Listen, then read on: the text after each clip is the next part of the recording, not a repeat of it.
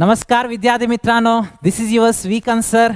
सो आज तुम्हारा सामने PYQ सीरीज लिखा है बेटा, which is focusing on the structure of atom.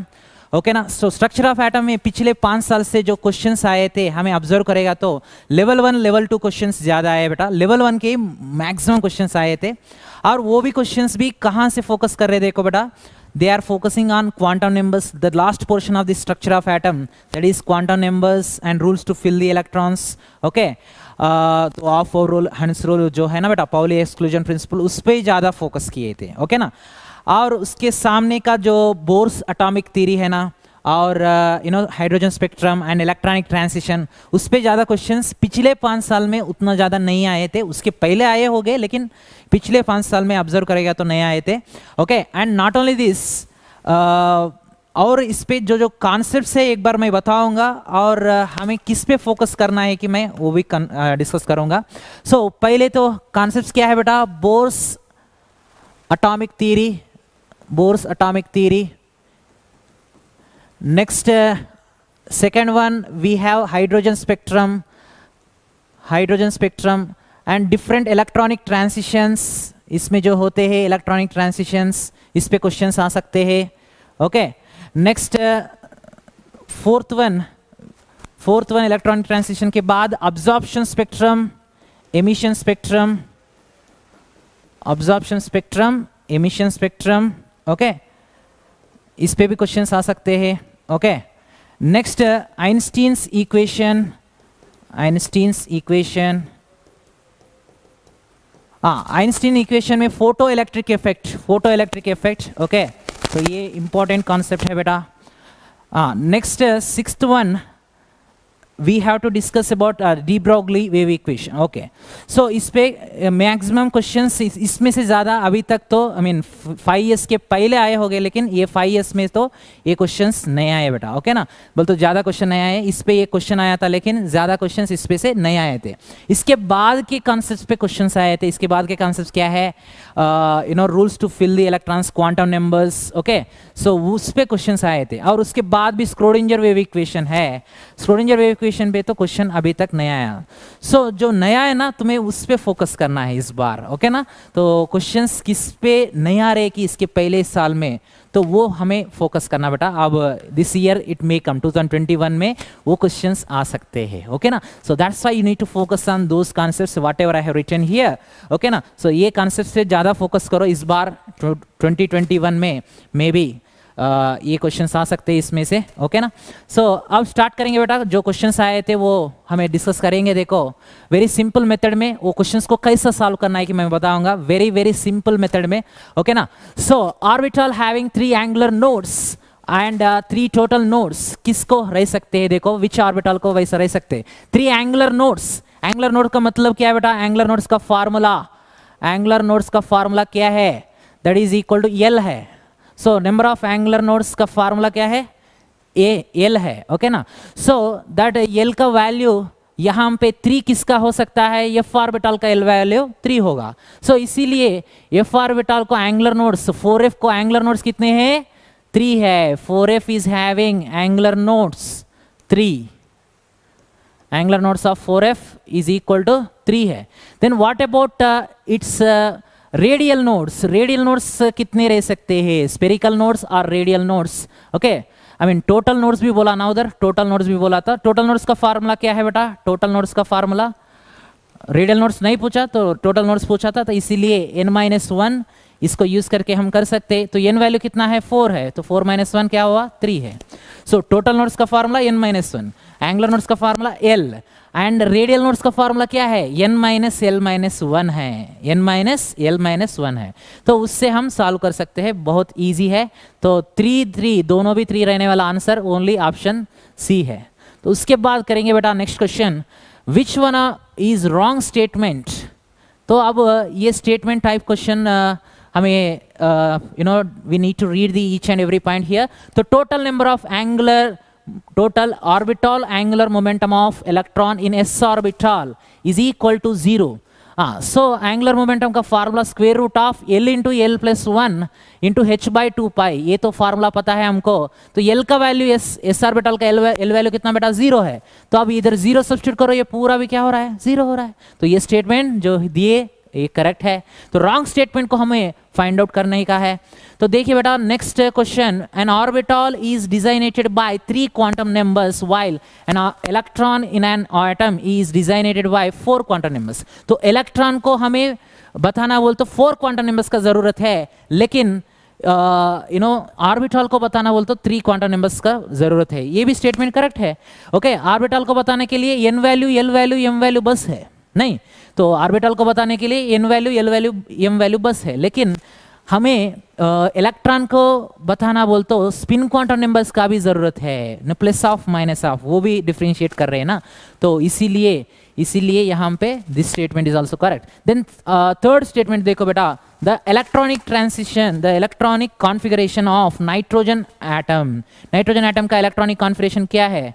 हाँ, ये एग्जैक्टली करेक्ट है, लेकिन क्या हुआ देखो बेटा, इधर एरो सिंबल नीचे दिया, तो एरो सिंबल नीचे रहेगा तो तब स्पिन मल्टीप्लिसिटी क्या हो जा रहा है, spin multiplicity okay that is decreasing. Spin multiplicity maximum spin multiplicity रहने जैसा हमें फिल करना है नहीं। तो अकॉर्डिंग टू हंस रूल के अकॉर्डिंगली मैक्सिमम स्पिन मल्टीप्लिसिटी रहने जैसा हमें इलेक्ट्रॉन्स को फिल करना है। तो अब इसको ये दोनों को ऊपर और एक को नीचे फिल किए समझो, तब क्या हो रहा है बेटा, इसका स्पिन मल्टीप्लिसिटी फाइंड आउट करेंगे कितना हो रहा है देखो। तो summation of 2 into summation of s plus 1 है स्पिन मल्टीप्लिसिटी का फार्मूला। तो 2 इंटू समेशन ऑफ s कितना हो रहा है, प्लस ऑफ माइनस ऑफ, तो क्या हो गया ऑफ हो गया था। तो तब आंसर कितना हो गया देखो बेटा 1 हो गया, सॉरी 2 हो गया। ओके ना। अब हमें क्या फाइंड आउट करेंगे, जनरली मैक्सिमम स्पिन मल्टीप्लिसिटी रहना बोल तो फिर कैसा फिल करना है। तो ये एरो सिंबल ऊपर है समझो, तब ये प्लस ऑफ 3/2 हो जाता है। तो 2 इंटू 3/2 प्लस 1, तो समेशन ऑफ s है बेटा, समेशन ऑफ s का मतलब जो स्पिन्स है उस स्पिन्स को सभी को ऐड करना है। तो तब क्या हो गया देखो, दिस वैल्यू इज 2 कैंसिल हो जाता है, तो 3 + 1 = 4। तो ये मैक्सिमम स्पिन मल्टीप्लिसिटी होगा। सो दिस इज रॉन्ग है फिर। ओके, तो ऐसा फिल करेगा तो करेक्ट है, लेकिन ये क्या किया नीचे फिल किया, तो ऐसा फिल करने वजह से क्या हुआ, इसका माइनस ऑफ हो जाता है, ये दोनों का प्लस ऑफ है। समझ में आ गया ना बेटा।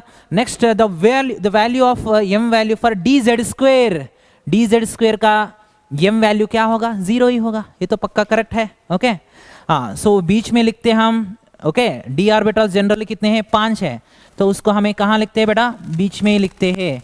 ओके तो ये बीच में का वैल्यू क्या होता है dz स्क्वायर है। एंड जनरली m वैल्यूज क्या हो रहे हैं, इसका 0 होता है, इसका -1, इसका -2, इसका +1, इसका +2, और इसके लिखने जब +or-2 +or-1 okay +or-1 +or-2, इसका +1 हो तो इसका -1 होगा, इसका -1 हो तो इसका +1 होगा, राइट। लेकिन बीच में तो पक्का dz स्क्वायर का ही रहना। ओके ना। So you know all this things, यहाँ पे तो ये पता है तुमको। तो आंसर इसका क्या होना बेटा, ये भी करेक्ट स्टेटमेंट है, ये दोनों भी करेक्ट स्टेटमेंट है, तो आंसर ऑप्शन सी है which is incorrect. Next, which one is wrong statement, wrong statement को आइडेंटिफाई करना। तो ये delta E into delta T greater than or equal to h/2 pi, we know that according to Heisenberg uncertainty principle delta P into delta X greater than or equal to h/4 pi, we know this one actually. तो delta P बोल तो momentum में change है ना, और ये क्या बेटा चेंज इन डिस्प्लेसमेंट, राइट। तो तब इसको m इंटू डेल्टा v लिख सकते हैं, delta x greater than or equal to h/4 pi. तो अब ये क्या हुआ बेटा, हमें t से डिवाइड करेंगे और मल्टीप्लाई करेंगे, t से डिवाइड करेंगे और मल्टीप्लाई करेंगे। ओके सो तब कुछ भी चेंज नहीं होगा ना। हाँ, तब ये क्या हो गया देखो, ये एक्सेलरेशन हो जाता है, चेंज इन एक्सेलरेशन। तो चेंज इन एक्सेलरेशन हो गया, और ये डेल्टा x हो गया था, और ये इंटू t हो गया था, तो greater than or equal to h/4 pi. तो डेल्टा टी से मल्टीप्लाई करके डिवाइड करेंगे, डेल्टा टी से, यहाँ पे टी से नहीं डेल्टा टी से। तब क्या हो गया बेटा, ये m इंटू ये इज नथिंग बट फोर्स हो गया था, फोर्स इंटू डिस्प्लेसमेंट। तो फोर्स इंटू डिस्प्लेसमेंट क्या हो गया देखो बेटा, दैट इज वर्क डन जैसा हो जा रहा है। तो work done is nothing but energy को इक्वल है, तो इसीलिए इसका जगह में मैं डेल्टा ई लिख रहा हूँ, delta E into delta T है, ये डेल्टा टी है ना बेटा, okay, so delta E into delta T हो गया। So finally you got this. So ये इसमें से हमें एक्चुअली हाइसेनबर्ग अनसर्टेनिटी प्रिंसिपल का बेसिस पे हमें इसको प्रूव किए थे। तो ये क्या है बेटा, ये अनसर्टेनिटी प्रिंसिपल, तो इसको ही दूसरा फॉर्मेट में हमें ऐसा लिख सकते हैं। हाइसेनबर्ग अनसर्टेनिटी प्रिंसिपल को हम ऐसा भी लिख सकते हैं। नेक्स्ट है, half filled and fully filled orbitals have greater stability due to, हाँ ये स्टेटमेंट भी करेक्ट है। देखो ग्रेटर एक्सचेंज एनर्जी क्यों रहता है ऑफ फील्ड और फुल्ली फील्ड का, एक्चुअली उसका स्टेबिलिटी क्यों ज्यादा रहता है ऑफ फील्ड और फुल्ली फील्ड का, इसका मतलब क्या है बेटा, greater exchange energy, greater symmetry, नहीं तो D5 और D10 इसका सिमेट्री कैसा रहेगा बेटा, ज्यादा रहेगा, और उसके एक्सचेंजेस भी, number of exchanges between those electrons also maximum रह सकते हैं, राइट। तो that is why it is having more stability. तो ये स्टेटमेंट भी करेक्ट है। तो रॉन्ग स्टेटमेंट को हमें आइडेंटिफाई करना है, okay. The energy of 2s orbital is less than energy of 2p orbital in case of hydrogen like atoms. तो लेकिन एक्चुअली यहाँ पे क्या हो रहा है बेटा, ये स्टेटमेंट रॉन्ग हो रहा है। तो क्यों बोलते हो, हाइड्रोजन लाइक एटम बोलते हो mono electronic system, one single electron के सिस्टम में क्या होगा, you need to give preference only N value, N value को ही प्रेफरेंस देना। जनरली आबो रूल के अकॉर्डिंगली हमें n+l वैल्यू रूल फॉलो करते हैं, नहीं आबो रूल के अकॉर्डिंगली क्या है बेटा, हमें n+l वैल्यू किसका कम है कि उसको पहले फिल करते हैं, बाद में हमें n+l वैल्यू किसका ज्यादा है कि उसको फिल करते हैं। एम आई राइट?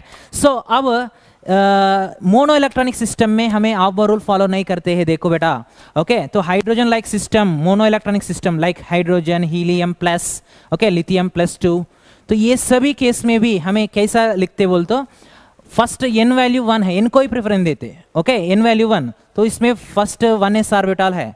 नेक्स्ट n वैल्यू 2 है समझो, तब इसमें क्या है बेटा, सेकंड शेल में 2s 2p है, एंड थर्ड शेल में क्या है बेटा 3s 3p 3d है, तो n वैल्यू 3 हो। तो सो ये देखिए यहाँ पे in the case of mono electronic system 2s और 2p दोनों का एनर्जी सेम है, और 3s 3p 3d ये तीनों भी डीजेनरेटेड ऑर्बिटल जैसा ही बिहेव करते हैं, 3s 3p 3d।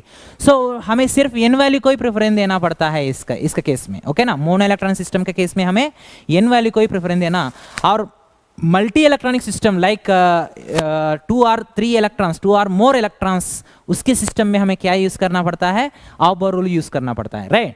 तो लेकिन इसमें देखिए बेटा 1s, ओके, 1s को हमें फिल करने के बाद में तुम्हें 2s में भी फिल कर सकते, 2p में भी, बिकॉज ये सभी का भी एनर्जी सेम है, 2s 2p का एनर्जी सेम है। तो यहाँ पे स्टेटमेंट क्या दिया, देखो the energy of 2s orbital is less than energy of 2p orbital दिया। सो इसीलिए ये रॉन्ग है, स्टेटमेंट रॉन्ग है। तो answer is C only. And de Broglie wavelength is given by lambda is equal to h by mv है, okay, ये mv इधर गया, okay. So anyway this formula is correct, de Broglie wave equation correct है बेटा। Next, how many electrons can fit in the orbital for which n equal to 3 l equal to 1, n equal to 3 l equal to 1 किसका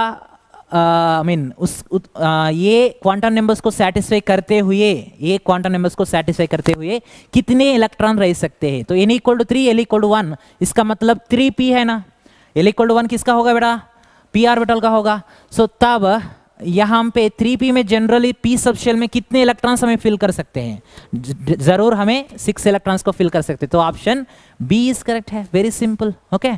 तो next, which of the following pairs of d orbital will have electron density along axis, along the axis किसका किसका हो सकता है, ये दोनों का देखो बेटा dz² का और dx² - y² का, ये दोनों के भी ऑर्बिटल्स के डायग्राम अगर ड्रा किए समझो, तब कैसे देखो, इसका बेबी बूतर टाइप स्ट्रक्चर है, बेबी बूतर टाइप स्ट्रक्चर है इसका, और इसका देखो बेटा इसके लोब्स भी along the axis रह सकते हैं, dx² - y² का है, ओके।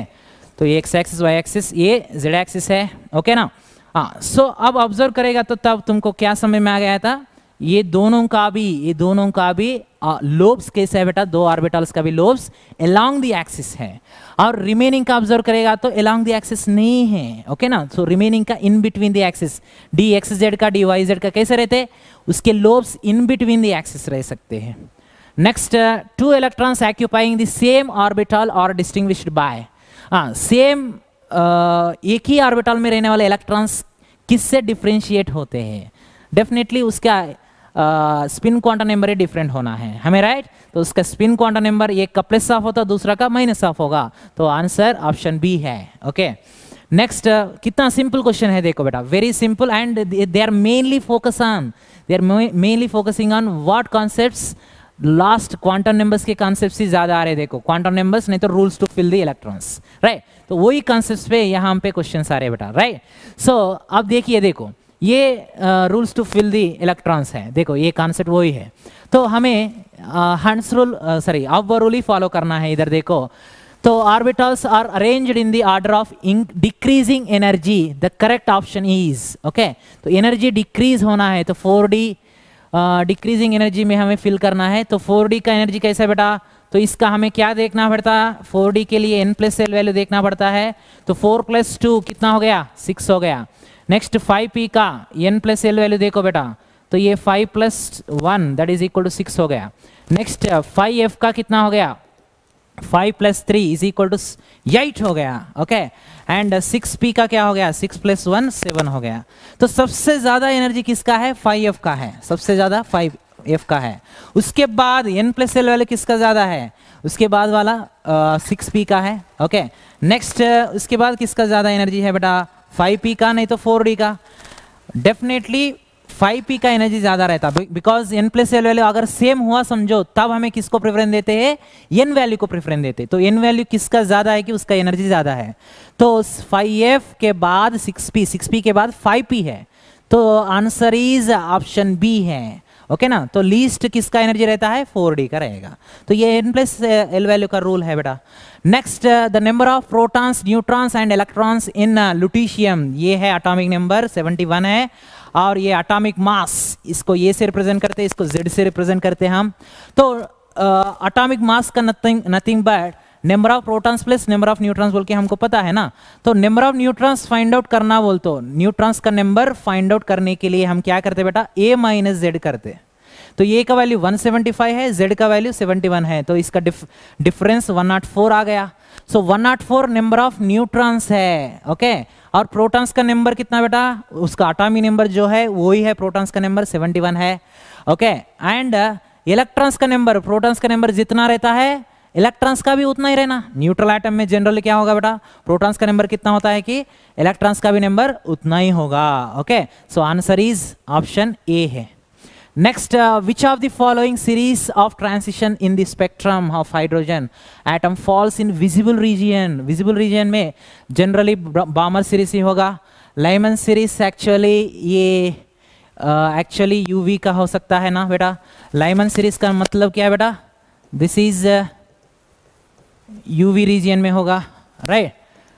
तो ये फर्स्ट n वैल्यू 1 को transitions, remaining n value 2 n value 3, वो सभी से ट्रांसिशंस जो होते हैं ना, n value 2 n value 3 n value 4 n value 5, okay? Hydrogen spectrum से क्वेश्चन है ये क्वेश्चन कहाँ से है बेटा? हाइड्रोजन स्पेक्ट्रम से।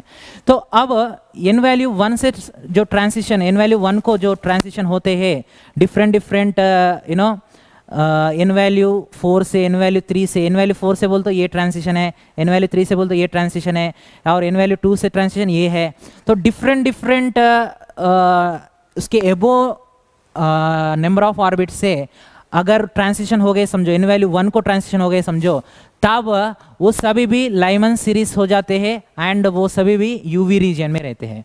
देन विजिबल रीजन में रहने वाले क्या है बेटा? विजिबल रीजन में रहने वाले तो सेकंड n वैल्यू 2 को रिमेनिंग उससे एबो, ओके, ऑर्बिट उसके एबो शेल से ट्रांसिशन हो गए समझो, तब n वैल्यू 3 से 2, n वैल्यू 4 से 2, ओके, n वैल्यू 5 से 2, ये सभी भी ट्रांसिशन बामर सीरीज का होते हैं बेटा, ये सभी भी बामर सीरीज, ओके ना? तो विजिबल रीजन में ये रहेगा, तो ये विजिबल रीजन एंड रिमेनिंग सभी भी IR रीजन में रहते हैं। पैचन होने दो, ब्रैकेट होने दो, पी फंड होने दो, ओके? ये सभी भी IR रीजन में रहते हैं। तो ये n वैल्यू 3 का, n वैल्यू 4 का, उसमें ट्रांसिशन उसके एबो शेल से ट्रांसिशन हो जाता, तब ब्रैकेट एंड पैचन सीरीज में और पी फंड सीरीज भी रहेगा, ओके ना? तो नेक्स्ट हमें डिस्कशन करेंगे बेटा। सो इसका आंसर क्या होना है, बामर सीरीज आंसर है। तो नेक्स्ट देखिए, the number of D electrons in Fe+2 is not equal to the number of electrons in, किसको इक्वल नहीं हो सकता है, इज नॉट इक्वल बोल रहा था, राइट। तो फिर Fe+2 बोल रहा ना, तो Fe+2 बोल तो मतलब इसका कॉन्फ़िगरेशन 3d6,4s0 हो गया, और इसका Fe का कितना होता है बेटा, 3d6,4s2 होगा। तो इसमें भी इलेक्ट्रॉन्स, डी इलेक्ट्रॉन कितने हैं, 6 है, इसमें भी 6 है। तो इसमें डी इलेक्ट्रॉन 6 है, तो इसमें भी इलेक्ट्रॉन्स, डी इलेक्ट्रॉन्स कितने बेटा, 6 है।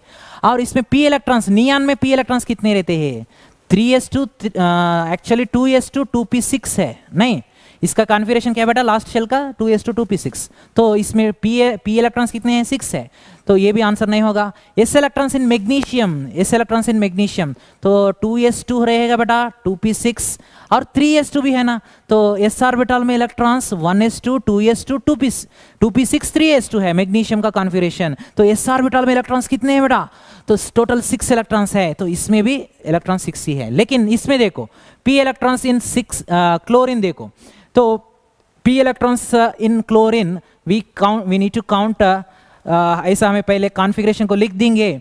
तो 1s2 2s2 2p6 3s2 3p5 3s2 3p5। तो अब p इलेक्ट्रॉन्स काउंट करो बेटा, कितने हो गए, ये 6 हो गए थे, ये 5, तो टोटली 11 है। तो 6 को तो इक्वल नहीं हो रहे ना, इसमें d इलेक्ट्रॉन्स कितने हैं कि उतने ही p इलेक्ट्रॉन्स इसमें नहीं है ना, ओके ना। So answer is option D है। Next, in hydrogen atom the de Broglie wavelength of an electron in the second Bohr orbit, so second Bohr orbit में wavelength, de Broglie wavelength कितना हो सकता है, that is the question, okay ना। तो इसको कैसे सॉल्व करना, देखो लैम्डा को हमें फाइंड आउट करना है। तो उसके लिए हमको क्या दिया था, देखो बेटा बोर रेडियस दिया था, a0 वैल्यू दिया था। सो इसके लिए हम क्या कैसे सॉल्व कर रहे हैं, देखो r is equal to n square into a0 है, ये फार्मूला रेडियस का, बोर ऑर्बिट रेडियस का फार्मूला यही है ना। तो n वैल्यू कितना दिया, देखो सेकंड बोर ऑर्बिट बोला, तो n वैल्यू 2 ले, तो तब कितना हो गया, देखो बेटा 4 इंटू a0 वैल्यू 52.9 है, और इसको मल्टीप्लाई करेगा तो 211.6 हो गया था पिकोमीटर, ओके। तो ये रेडियस का वैल्यू, लैम्डा वैल्यू नहीं है। तो लैम्डा वैल्यू फाइंड आउट करने के लिए हम orbital angular momentum mvr is equal to, we know that nh/2π को इक्वल होता है, राइट। सो इसके अकॉर्डिंगली यहाँ पे n वैल्यू कितना है, 2 है ना, तो 2 सब्स्टिट्यूट कर दो। तो यहाँ पे क्या हो गया बेटा, mvr is equal to h/2π हो गया था, तो ये पाई इधर आ जाता है, mvr इंटू पाई हो गया था, h is equal to, okay ना। And next de Broglie wave equation में that is formula is lambda is equal to h/mv है ना, ओके। तो ये फार्मूला से रिलेट कर देंगे ये दोनों को। तो तब क्या हो गया बेटा, ये दोनों को रिलेट करेगा तो mvr into pi is equal to, okay, ये क्या होगा देखो, लैम्डा इंटू mv हो गया था। तो इधर h इज इक्वल टू क्या होता है, देखो लैम्डा इंटू mv हो गया था। तो ये mv कैंसिल कर देंगे, तो lambda is equal to de Broglie wavelength is equal to r into pi. तो r वैल्यू कितना आ गया हमको, रेडियस का वैल्यू 211.6 एंड इंटू पाई करो, तो तब answer is 211.6 into pi. This is the answer, okay na? So next the last question is which was given in 2015, which is correct order of increasing energy listed orbitals in the atom of titanium. So titanium उसमें वो element में energy increasing order of the energy level हमें लिखेंगे बेटा। तो ये देखो 3s को पहले फिल करने के बाद 3p को फिल करना है, वो तो पता है हमको, और 3p के बाद 4s को फिल करना, 4s के बाद 3d को फिल करना पड़ता, राइट, बिकॉज n+l वैल्यू के अकॉर्डिंगली हम बोल सकते हैं। तो ये भी क्या है, rules to fill the electrons. तो क्वेश्चंस देखो बेटा कहाँ पे फोकस किए, तो ज़्यादा से ज़्यादा क्वेश्चंस मैं इसलिए बोल रहा हूँ लास्ट पोर्शन पे ही ज़्यादा फोकस किए, rules to fill the electrons उस पर फोकस किए थे, और क्वांटम नंबर्स पे ही ज़्यादा क्वेश्चंस फोकस किए थे, और डी ब्रोगली वेव इक्वेशन पे भी एक क्वेश्चन था। So that's why whatever questions are not focused, whatever concepts are not focused, you need to concentrate now on those concepts, okay ना। so तब n+l वैल्यू ऑफ 3s कितना हो गया, देखो इसका 3 हो गया था, n+l वैल्यू इसका कितना हो गया, 4 हो गया, 3 + 1 इसका कितना हो गया 4 हो गया, लेकिन ये दोनों में किसका एनर्जी ज़्यादा है 4s का ही ज़्यादा है। और 3 + 2 का कितना हो गया, ये 3D का कितना हो गया 5 हो गया। तो इससे कम इसका एनर्जी कम है, इसका एनर्जी ज़्यादा है बोल के समझ में आ गया। तो n+l वैल्यू का बेसिस पे, ओवरऑल का बेसिस पे ऑर्डर इज दिस। तो ऑप्शन सी इज करेक्ट है। So I hope you understood all these questions whatever discussed. So thank you very much beta. So I hope you understood each and every question whatever we discussed today's session. So thank you.